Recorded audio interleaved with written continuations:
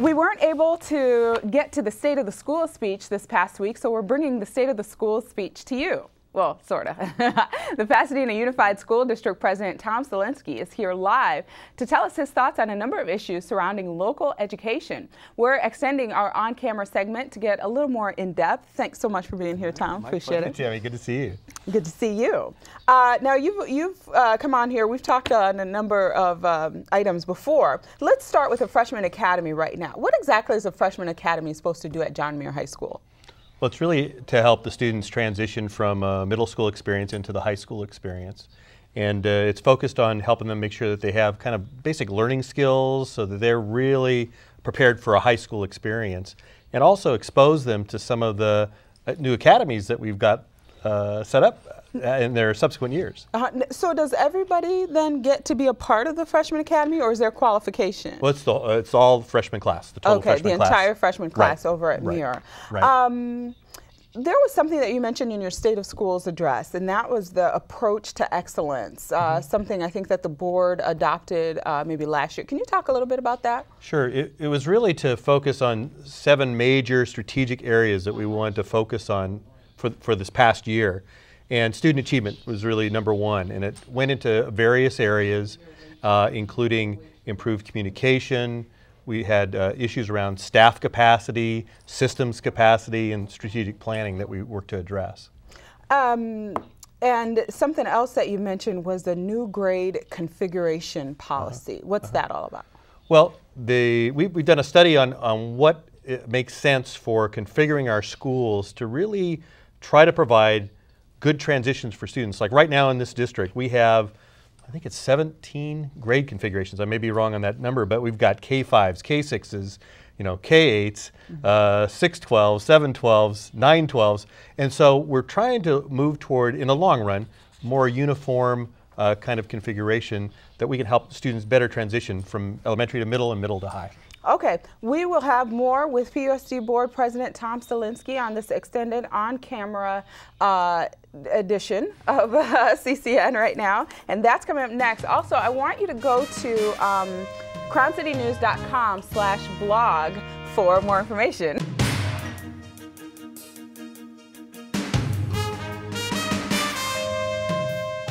Back here with this extended on-camera segment of Crown City News, back here with Tom Selinske, president of the Pasadena School Board. Tom, let's talk about that bond measure for November. You want voters to vote in a new tax that would help with the facilities maintenance, basically, of the schools. And it's called Measure TT. Why is it called TT? Well, when we submit it to the county for registration, they assign a letter, and originally it was T, and then they called us back and said, oh, we need to give you an extra T, so now it's TT. Okay, so we're looking at the economy right now, banks failing, prices going up on everything, and I've talked to you about this before. Gas prices, food prices, local taxes, state taxes probably will be going up, possibly federal taxes depending on who gets into office. Another tax for people, are they going to go for it, and why would you want to put that on them? Well, we did some polling before we even considered putting this on the ballot, and we've got a very positive response that we thought it was worthwhile. In fact, 57 of the folks that we surveyed said don't even have kids in the school district and said that they would support this. They know how important our schools are and the success of our students are. So you're right, there's a lot on the plate of everyone. The economy is tough, but I'd like to remind folks that this is the only local measure that's going to come back and stay local.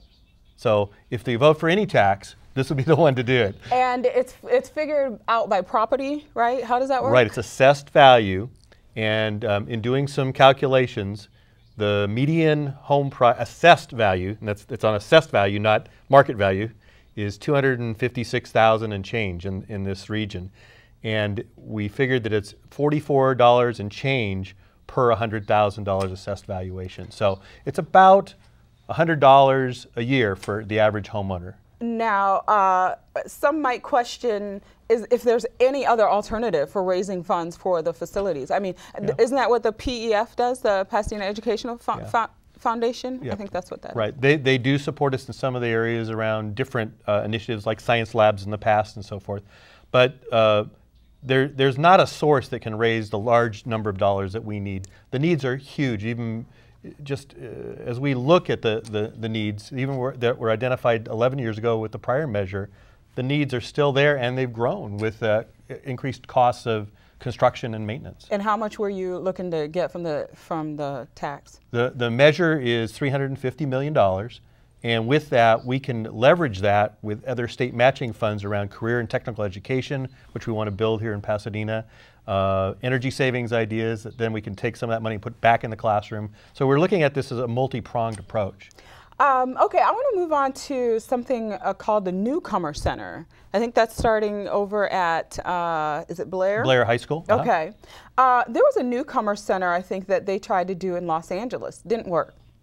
Why have that here, and how would you do it differently so that it does work compared to what happened in LA? You know, I'm not familiar with all the details, to be frank. I think, you know, in any case, we want parents and families to feel welcome in our schools, that they can get a good beginning at the schools, as well as also feel connected, where they can meet other parents, meet the staff, the administrators, so that they feel like they get to belong to the school and get to start right from the very beginning. And it's also about those not knowing English, being in an environment where they can learn English and get fluent enough so that they can be with the regular population. Do you foresee any problems here?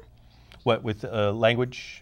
With the language barriers? I mean, let's say after 4 semesters, which is, I think, how long it's going to go for. If they haven't reached intermediary, you know, which is, once they reach intermediate fluency, then they go back into the regular population. If they don't reach that after 4 semesters, then what? You know, I think we have to keep working at it. I don't know what else. We need all our students to make sure that they can get that support they need and get the connections. Let's move on. Michael Heaton, Director of Accountability. What is he doing? What is that all about? A lot. I guess we're out of time. No, that whole area of accountability, we've created some specific measures throughout the organization for accountability. We've created measurable goals through each level, at the administrative level, the school level, and teacher level, so that we can help make sure that we're on track to improve student performance. Okay, and overall, state of the schools in a couple words or less. I thought it was a great event. I've got a lot of positive feedback from it, and I have a copy for you that I brought, so I'll leave that with you. You could look it over at your leisure, and then you let me know what you think. Okay, thank you so much, Tom. Right, I appreciate Tami. you being here. Oh, my pleasure. All right, more news ahead when we come back. Don't go away.